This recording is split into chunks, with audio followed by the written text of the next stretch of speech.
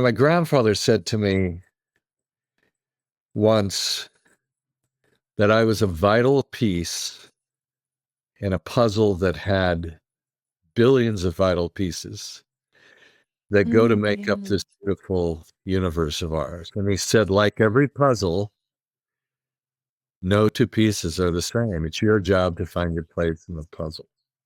Rick Stevenson is a filmmaker, author, and founder dedicated to helping others discover emotional intelligence through their personal stories.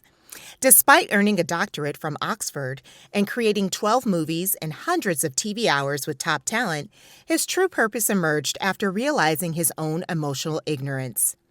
Through over 7,500 interviews across 6 continents, Rick developed the StoryQ Method to empower people to understand themselves.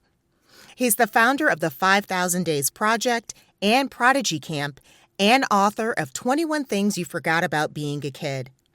Husband and father of 4, Rick's mission is to help others shape the stories they live every day. Welcome to the show, Rick. Thank you so much. Thank you for inviting me. Yes, of course, of course. Well, why don't you tell us about yourself? Oh, gosh. Um, I was born at a very young age. Mhm. Um, sorry, that's an old joke. Um, I yeah, I was born in Seattle, Washington. My parents were educators. I have an older sister named Jody. Mhm. Um, Grew up pretty average kid, but kind of driven by, I think, a need to accomplish because my father was like the guy in Mary Poppins.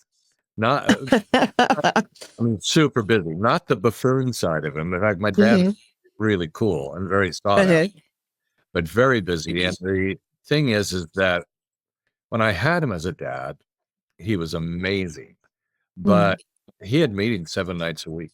He was so Oh, sought and was head of national education offices and all sorts of things. So I think I became an achiever to sort of get his attention. Uh, mm. and I went on and, had a pretty good set of achievements, but I think I have spent last several years trying to get off that drug.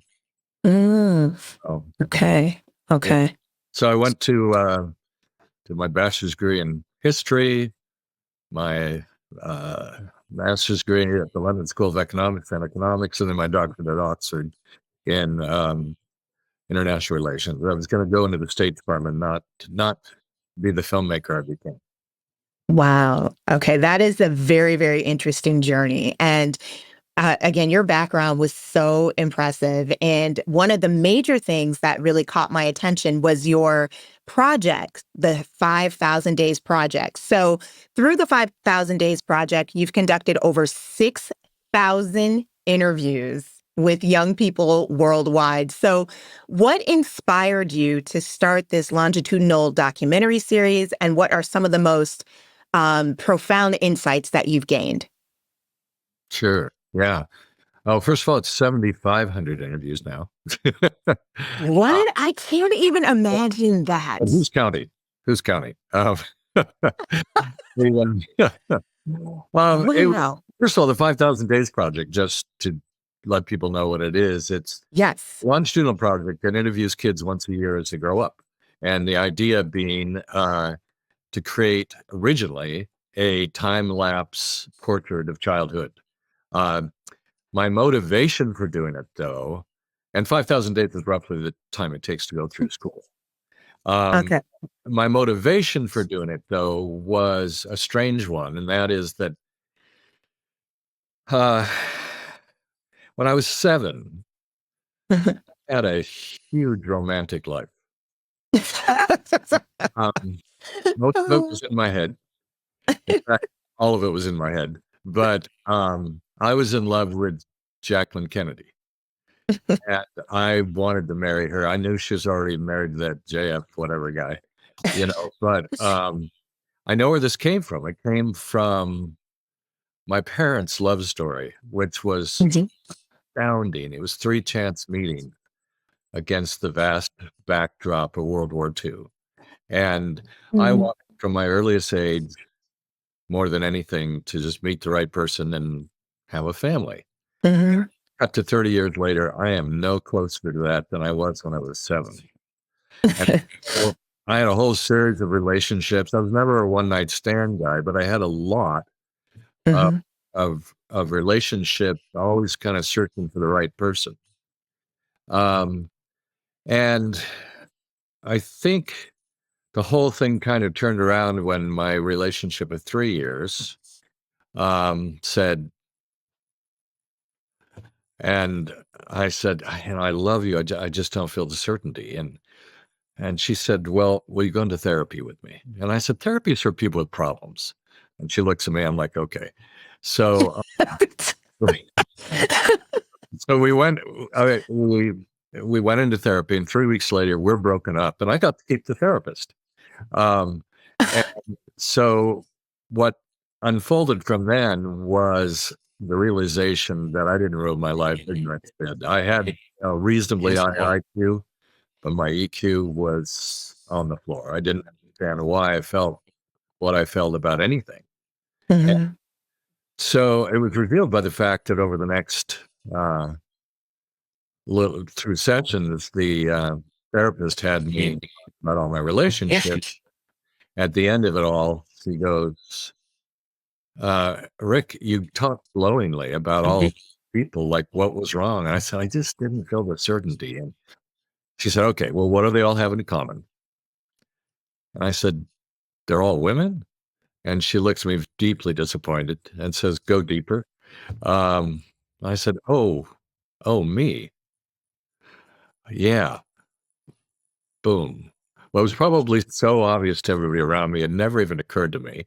And Mhm. instead of insulting, it was empowering because I realized if it was my problem, I could fix it. And over the next year, I did a ton of work on myself, and I fell in love with self-knowledge and the power that it gives you. In fact, my Mhm. mantra now is power is, if knowledge is power, self-knowledge is superpower. And so that led to eventually meeting Julie, who came prepackaged with 2 wonderful kids, Max and Maddie, and then we had Oliver, and we adopted Leah, and then I had everything I ever wanted. And Mhm. so I decided, instead of continuing to travel, directing and producing and writing as I had, I want to do a project that would keep me at home in Seattle.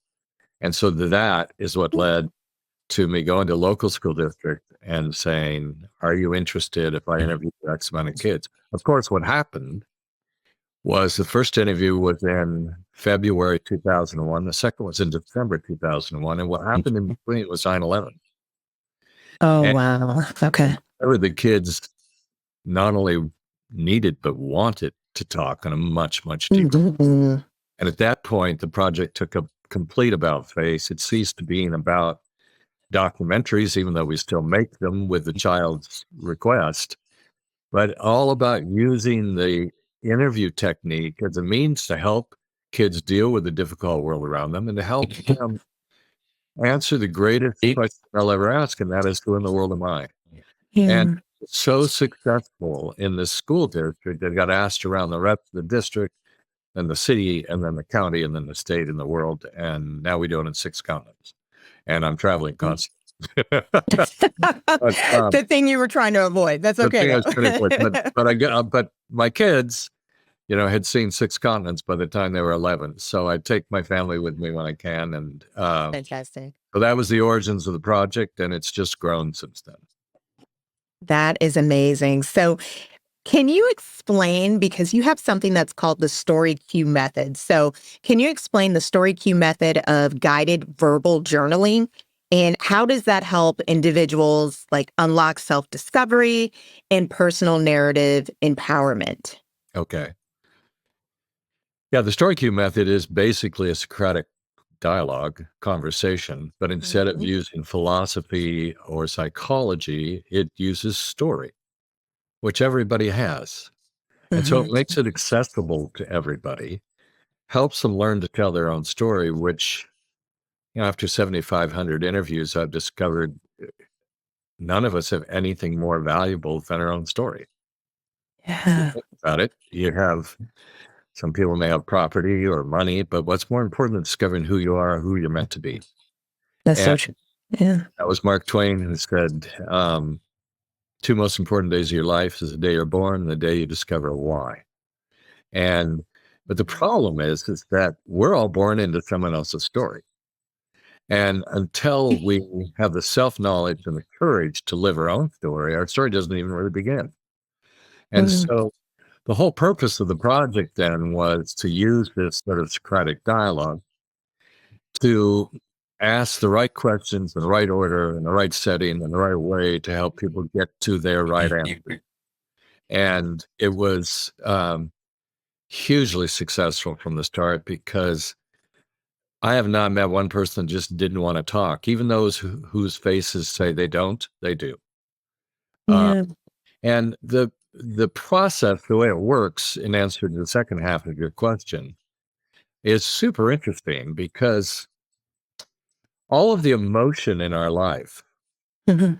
um, and I often ask people, like, what do you think the role of emotion is? We know why we have hands, we know why we have eyes and ears and things, and people really struggle with that because we all have a very difficult relationship with emotion. We like it, we hate it, we're threatened by it, we celebrate it, et cetera, et cetera. At its base, emotion is an early warning system. I mean, it Mm. started obviously with fight or flight. You walk out of your cave and there's a tiger there, and seat, body filled with a gallon, and you fight or flight. But not a lot of tigers outside the cave anymore. And so it's still there. And so the emotion, all of it is sourced in this tiny little thing called the amygdala, which is in the base of our brain. And you can actually track it. It swells when any emotion happens. That emotion can be anger, it can be excitement, it can be joy, it can be love, it can be Mm. fear. And it is, I often do this fun thing with people. I'll be interviewing them, and I'll pick up something to throw it at them. And they'll go like, and I said, and mind you, it's not sharp, but I I will say now, if you depended strictly on your brain, you would have gone, oh, my friend Rick has picked up a projectile, and oh, by then you're nailed in the face. Yeah. It's your emotion, your fear reaction that goes, whoa, incoming. And it's so much more effective and powerful. And yet a lot of people deny it, deflect it because they're so afraid of it. And our challenge in life is to learn how to receive the full blessings and benefits of our emotions without being ruled by them, but by Mm. being able to manage them, use the information, then decide in combination with the brain what we're meant to do. And the way the StoryQ process works in the 5,000 days, but also with adults, because we do it with adults, with a taking stock interview. We do it with corporations, with leadership teams. We do it with families who want to do family stories. The way it works is that once you articulate your story, it moves from the amygdala, where you have very little control over it, to the prefrontal cortex, where your language and reasoning skills are. And that's Mhm. called processing your emotion. And so the goal is to embrace your emotion fully, but manage it and process it. And that's what makes for a healthy person. But we have, especially with men, this difficult relationship with emotion where at some Mhm. point men kind of made up the story, well, strength is not showing emotion. But Yeah. actually, that's cowardice. Yeah. Talk to people that climb Mount Everest, but cannot climb the interior mountain of their own Yeah. emotion. Yeah. So afraid of it. And all of our English and actually Eastern literature is filled with that lone suffering individual. And lone suffering individuals are coward until they confront their emotions. That's true courage. Yeah. I love that. I love that. I love the analogies. I love all of that. And you emphasize that you own nothing more valuable than your own story, which I love. But how can individuals harness their personal narratives to foster that growth and resilience? How can they do that? Well, I have a trick that works. I think there's any number of ways to do it. But coming from a filmmaking background, I just apply script structure to it. So, Interesting. Okay. so how do you tell your own story? Well, if you're the main character of your own movie and you're writing a script about yourself, there's some key questions you need to answer before you even get started. First and foremost is two questions, which when you answer them, you can get to know your 50% of yourself just like that. They're the two most important questions you can ask. And that is, what do I most want? What's my longing? And what am I most afraid of? What's my fear? And if you answer those two questions, you've revealed why you do everything you do or don't do everything you don't do. You know, your fears hold you back from things. Your passion, your drive, your longing pushes you to things. And it explains all the activity that's going to be coming forth in your screenplay about yourself. So if you can answer those two questions, that's one. The second thing is, then you need to discover where you are on the continuum between your longings and your fears. Because we all live somewhere on there. Some people live close to their longings. They see their cup is half full. They see the universe as a generous place. They're generally hopeful. Some people live closer to their fears. Cup half empty. The world's an awful place. It's to be guarded against. And there's absolutely no judgment wrapped up with this. Like if you're growing up in Gaza or Ukraine, I do not blame you for living very close to your fears. Yeah.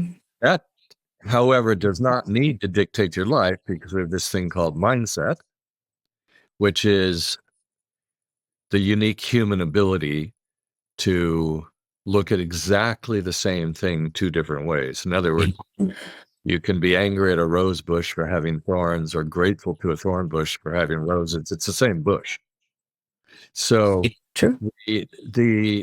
You can affect where you are on that line, but you need to identify where you're on that line, because that will then reveal how you'll react to your life. If you answer the longings and fear question, find yourself on the continuum, then there's one last thing to figure out. And once you do that, you have all the structure you need to tell your story. And the last thing is your arc. Now, an arc is roughly your biggest issue, your biggest challenge, your biggest problem. And we all have several of them in our lives. One of my big arcs is impatience. I've always been a super impatient person. Right here. Story of my life. I mean, I hate traffic lights. I hate sitting on the phone waiting for the bank to answer. I hate lines, and I fancy myself as egalitarian. Well, it depends on the length of the line, and to be honest. And so I found that doing the 5,000 Days Project was my, elixir, because there's nothing like starting a project that never ends. So anyway, I have these different arcs, and others living in the moment. I have a pretty good past, but I don't care about the past. But I love the future. I love the future. But if you do a logical walk to the end of living in the future, it's like when you get there is when you die. And then it's like, oh, that doesn't sound like a very good idea. So live in the meantime. And so those are my arcs.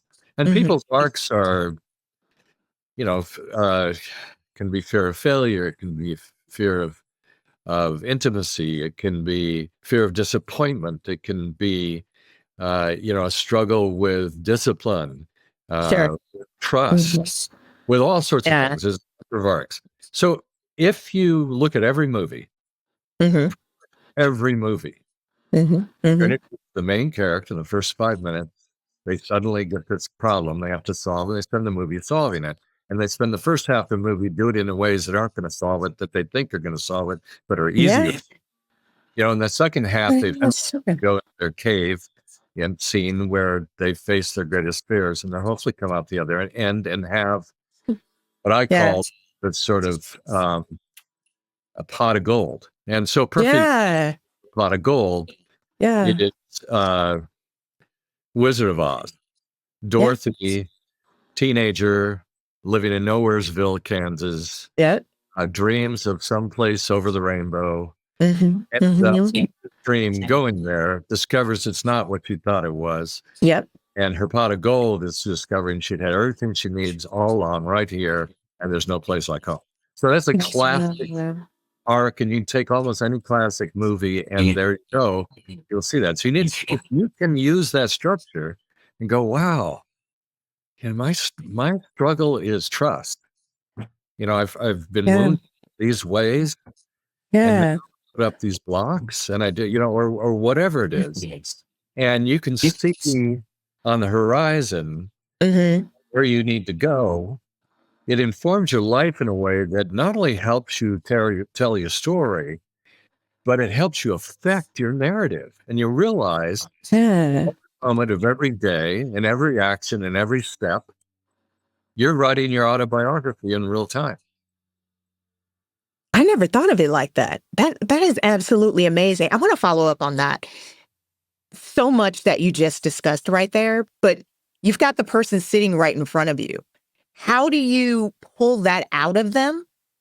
You know what I mean? Because Yeah. sometimes people may be resistant. Like, how do you get past kind of maybe that barrier that they may have up that they may not realize is up so you can kind of get to the story?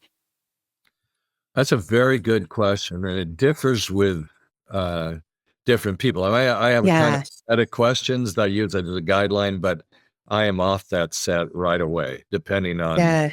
the That- person's reaction. exactly. Yeah.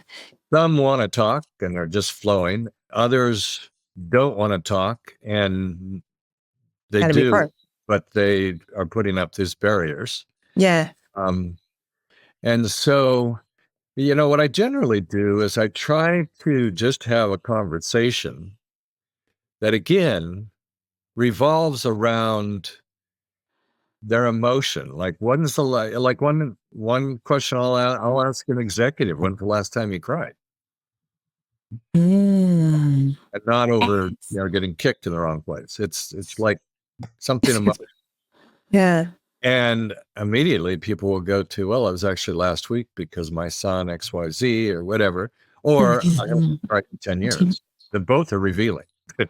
Yes, yes, yes. And then, well, don't you ever have any big feelings about things? Well, yes. Well, what do you do with that? Well, I dismiss them. And then you've got, wow, okay, there's your arc. You're afraid of your emotions, Yeah. afraid of big feelings. And Yeah.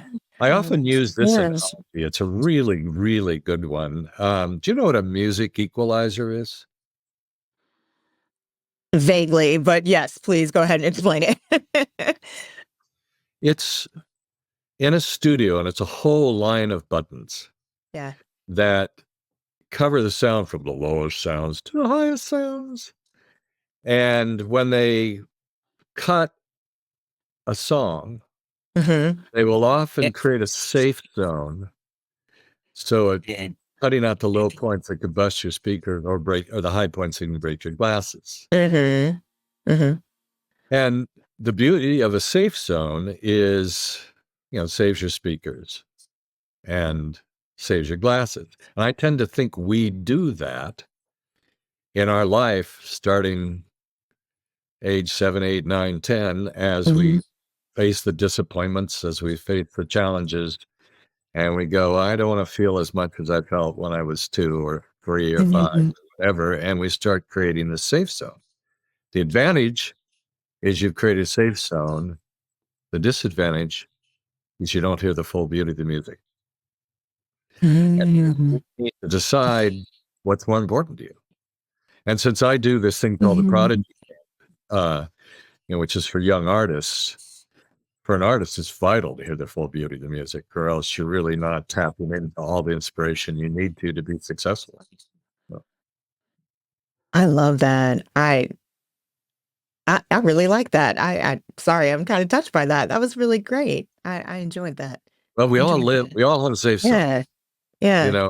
just how courageous are you to keep expanding that and realize that it's really interesting, Tosh. I will have kids come in that are Mhm. experiencing great sadness and grief, Yeah. and they're almost all embarrassed about it on some level. In fact, the only things that are really Mhm. acceptable to be sad about are losing a pet or grandparent.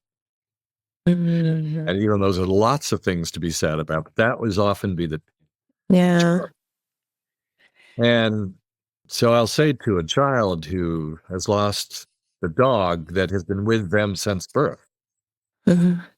I can say, dogs die every day, but you're not sad over that. Why in this case? And, it gets to the point where they say, Yeah. well, it's my dog and I Mhm. loved it. Yeah. And I said, so when you dare to love something, you open yourself up to the pain when Yeah. when it ends, and everything in life ends. Everything, Mm. everything ends at some Yeah. point. Yeah. So when you're sad, but I often don't quote Winnie the Pooh, but there was, uh, you know, there The was, great philosopher Winnie the Pooh. that's right. When Pooh loses someone, he says, "Aren't I so lucky to have loved someone so much Yeah. that it hurts so much when they're gone?" Yeah.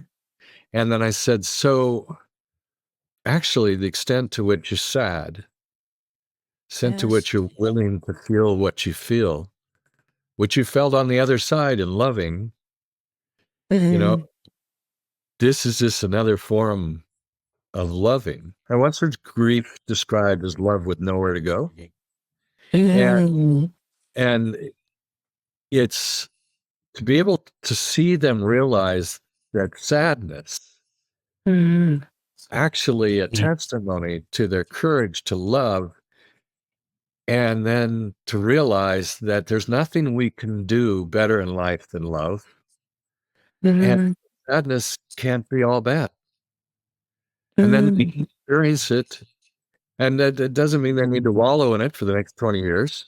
You know, Yeah. the, the, but acknowledging that allows them to process it and get through it. Yeah. Where Yeah. too often we just try to push it off, and it hangs on us like a heavy backpack. So true. I love that. I really like that. Thank you for sharing that. I love the way that you explain that. I love that so much. Um, I do. You have such a diverse background in filmmaking, directing, producing feature films, and television programs. So, how have your experiences in the film industry influenced your current work in personal story mentoring? Well, I think first and foremost, what I said before, and that is I can apply a story structure Yeah. that I learned in screenplay writing to my own life and other people's lives, because after all, stories, story, the screenplay was based on us, Hmm. not the other way around. Yeah. So we're just learning from. Oftentimes, you can help somebody find the answer to their most difficult problems by simply restating it from another point of view. And if you had a friend that came and asked you this, blah, blah, blah, 9 times out of 10, people know the answer to what they tell a friend. And in That's fact, I see this true. from age 5 and up. It's inexplicable to me. There is a deep well of wisdom that is either God given or by law. I don't know Yeah. what, but it's this deep well of wisdom that everybody, but it's kind of like your immune system, like you get cut and immediately all the antibodies come and they, try to solve Yeah. and make the scar disappear in a week or two. The only difference here is that you unlock this system by self-knowledge. Otherwise, you're lost in it. So it's Mhm. my experience in film has really taught me story structure, Joseph Campbell, all the classic ways we communicate our stories. And quite frankly, I would love to see education embrace the actual role and act of storytelling more and more, because if you Yes, I could see sit it. in an audience and listen to a Mhm. speaker can be talking about the most interesting theory you've ever heard. But the minute the speaker says, well, when I was with my son and we did it, everybody leans in. We learn through stories. It's from the earliest time around campfires.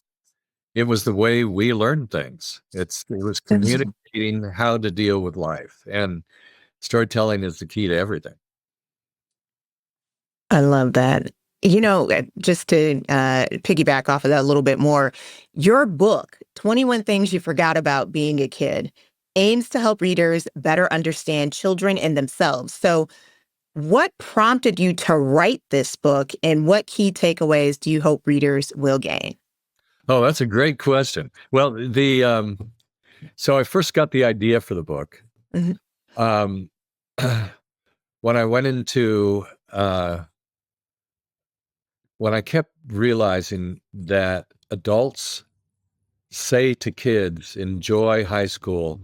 It's the best Yes. years of your life. Yep. And, Mhm. I don't know what your reaction, Tasha, was when you were asked that question or that comment, but mine was sheer horror. It's like, what?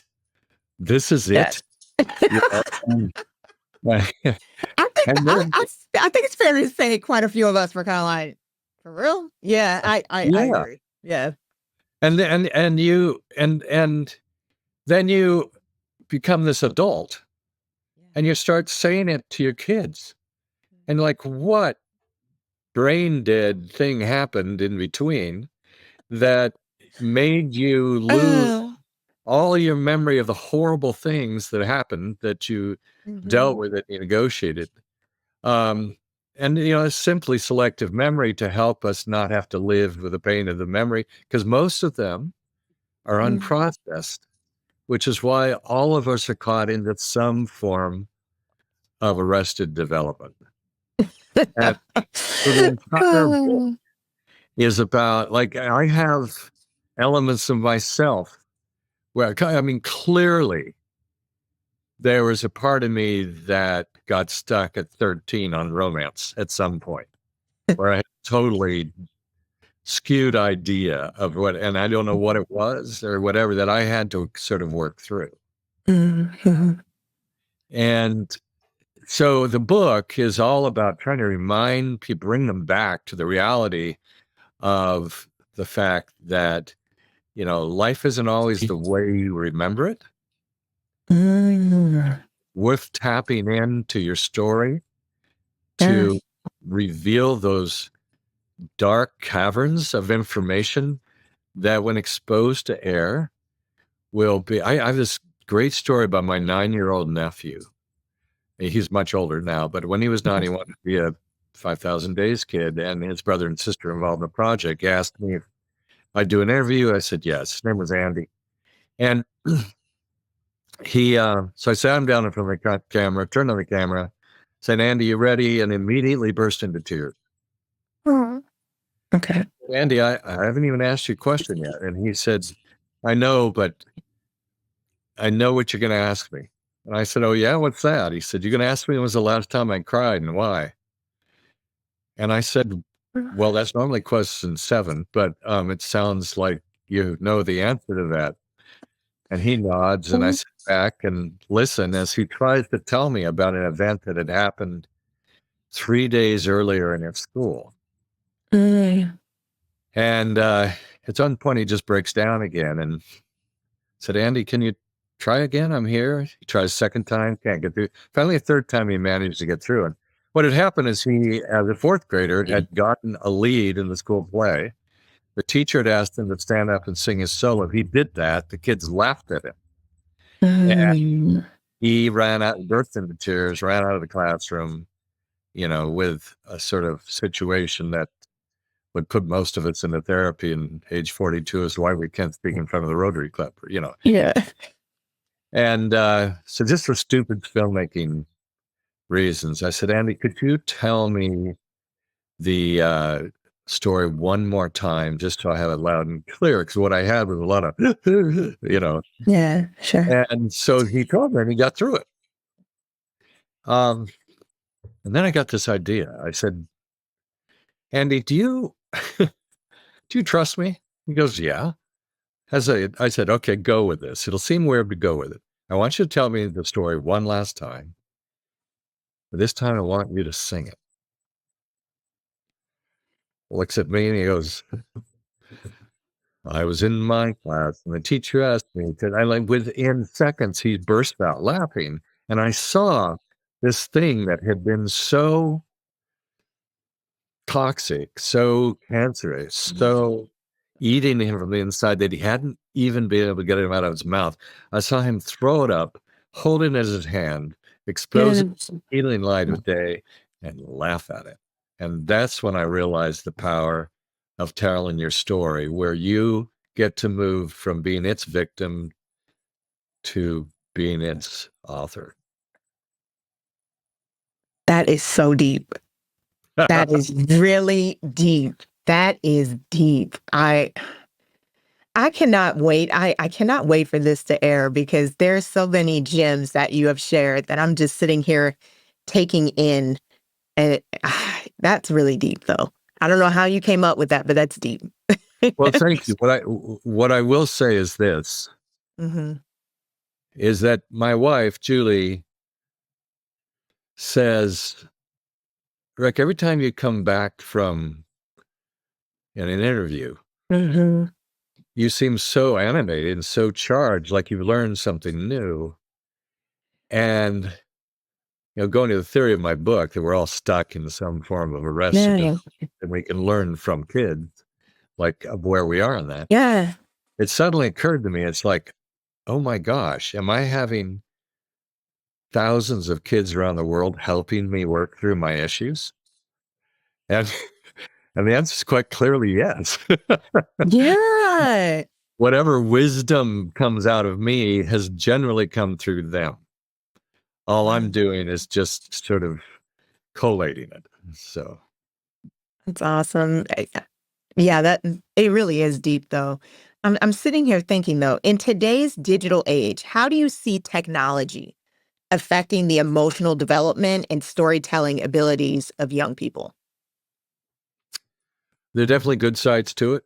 I think people are communicating more, learning to articulate more. But I'm pretty much on the side of Jonathan Haidt in the Anxious Generation book, where he talks about Gen Z being the first generation that was, instead of being raised on the playground, is raised by the smartphone. Yeah. And what you have is two results of that. One, you have a generation has had more information thrown at them than any generation in history. Yeah.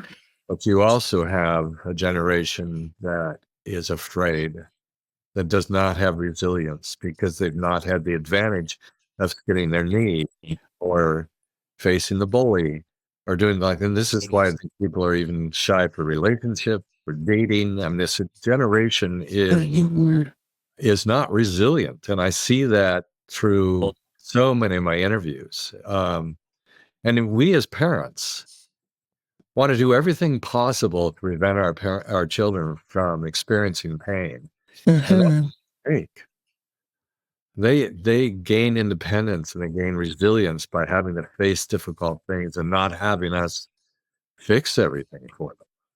Yeah. And so I feel the digital age, it's kind of like, I think Bill Maher says, like a car or fire.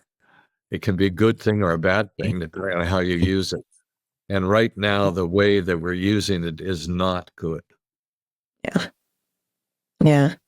No, I was just kind of thinking about that because so much of your project is based on like human to human interaction. And then we have like all this technology. And I feel like I agree with you. I do feel like a lot of the technology has taken away some of the critical thinking skills as well, critical, emotional, a lot of that. I mean, so many folks, I feel like at that age now are relying on AI, and that's like a whole nother subject, but it's like a whole nother subject. There are good things and bad things, but I do feel like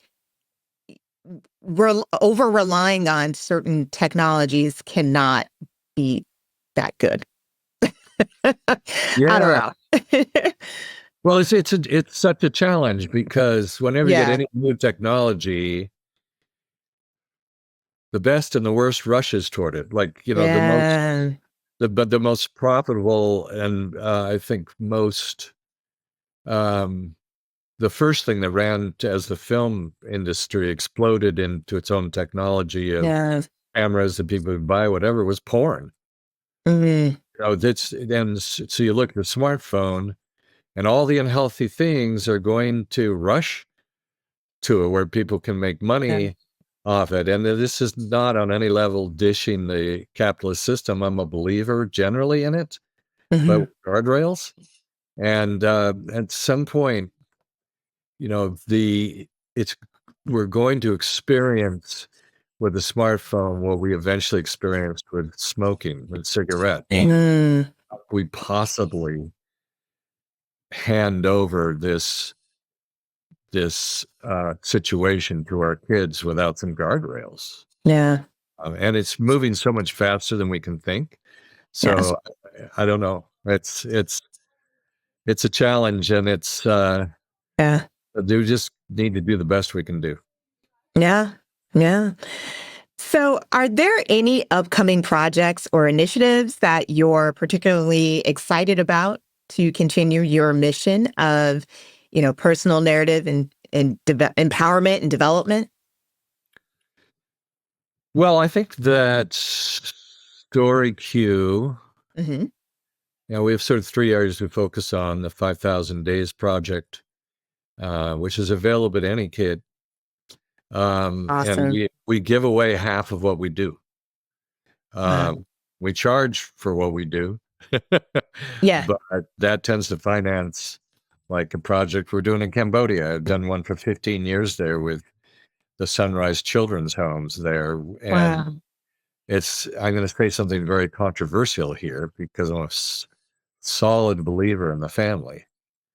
But this home they contacted me saying, we believe orphans have just about the same as right to intellectual intelligence and emotional intelligence, Mm. or emotional intelligence as rich kids.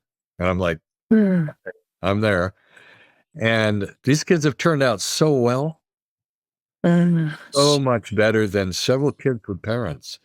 Not that the parents don't love them, the family unit Yeah, is sure. great, but that family unit is also the thing that says at 11 you need to quit school and sell things on the side of the road to help feed the family. Mm. These kids had the advantage of going through, um, and the 5,000 Days Project, they kindly credit as one of the things that's helped them deal with some of the most unimaginably painful backgrounds. I mean, I could tell you stories that come out of there that just you can barely register because they're just so painful and dark. And Yeah. a country that was born in genocide 2 decades ago. And so anyway, the back to your question. Story Q focuses on 5,000 Days, focuses on the um, adults with the Taking Mhm. Stock, which is basically a 100-minute interview that helps you put your life in perspective. Because I often think Mm. we live our lives like we're standing in front of, 100-foot painting of ourselves, and we're 1 foot away. Mm. And so this taking stock interview is all about taking people back. And then we create films for people out of those interviews, so they have a life story which becomes about the most valuable thing they could ever leave to their kids. You take, there's this African proverb that I love that says, when a person dies, a library burns down. And you think Mm. the sheer waste of human wisdom and knowledge that goes out, that leaves this planet every moment of every day because 99% don't keep our stories. And we now have the technology to do that. And I would argue that, we're born, we start taking, we take air, we take food, we take space. What do we leave for this gift of life? Well, I think it's our story, and Right. it's Yeah. incumbent on us to do that. And a lot of people feel like, well, my story's not significant, or I don't have wisdom. That's simply wrong. Tolkien, in one of his lesser-known books, viewed all of humankind as this giant choir that only reaches sonic perfection when every voice can be heard. And I'm Mm. a big believer that every voice needs to be heard. And then you'll hear the music. Otherwise, it's noise. And so that's why I do what I do. That's why we offer this third thing to families who want to do family histories and work through. But ours is different from most of the companies that like do little films for people, because our system in interviewing is so dynamic that it's all about self-discovery at the same time. Not just capturing where you are, it's capturing where you want to go. I And felt like that when, I was doing my research. I research everyone that comes on the show, and I felt that your company was very different. You have a very unique approach to it. So I I love that.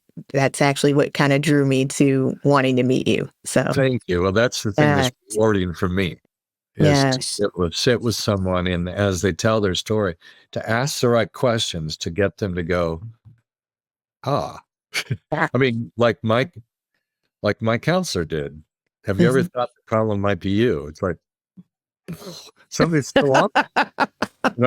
I couldn't see because I was 1 foot away. Yeah, Yeah. yeah. So I know we are what? Oh my goodness. April will be here before you know it. But if you had one word to choose to represent your goals for this year, what would it be and why? One word, did you say? One word. One word to represent your goals. I ask every guest this. Wow. This is one I should have prepared for. That's okay. Um,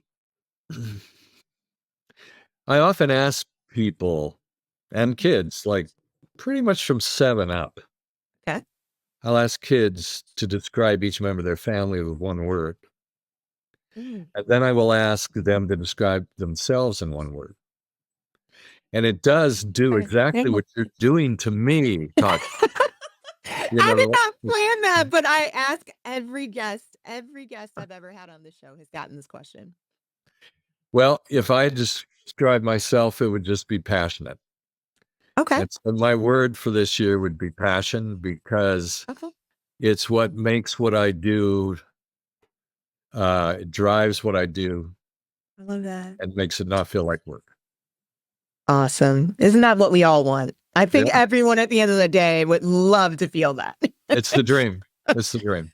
It is. It is. So, you know, what advice would you give to individuals who want to explore and share their own stories through filmmaking, writing, or other mediums?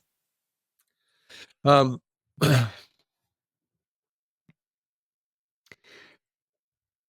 I would first and foremost tell them that their story is important and worth telling, Mm. and to not be steered off from the fact that, as I do this thing called the Prodigy Camp Mhm. in the summer for 25 most talented young filmmakers and songwriters. Awesome. I have this That's conversation with them all the time. I say, there's only 7 stories, and there's only 13 notes. And so how do you create something new, original, powerful, insightful, revealing, thoughtful out of that? Well, you do it by mining your own story, because no one else has your weird family. yeah. Their weird family. No one else has their, their weird life and the things that have happened. And the more that you can understand yourself and how your journey has influenced who you've become and who you're becoming, the more original as an artist you will be, the less derivative you'll be, copying off everybody else. When you can ground it in, I understand trauma because this happened to me. I understand joy, your word of the year, Yeah. because I have experienced it. And I've experienced it in this way, either spiritually or aesthetically or whatever. And it's a beautiful thing about, my grandfather said to me once that I was a vital piece in a puzzle that had billions of vital pieces that go to make up this beautiful universe of ours. And he said, like every puzzle, no 2 pieces are the same. It's your job to find your place in the puzzle. Oh, I love that. That's beautiful. I love that. As you find your place in the puzzle, Mm-hmm. a thing called a voice, Yeah. and then as you tell any story, let alone your own, you have your own spin on it, and other people connect to the authenticity of it. I love that so much. Rick, I could talk to you all day. You Let's are a do it. wealth of info. You are a wealth of info, and I know the audience is probably just sitting back like, wow, that was really deep. Oh, you're so kind. I have thoroughly enjoyed our Well, conversation. you remind me basically of what I do, and that is, it's all the quality of the questions. Oh, I appreciate that.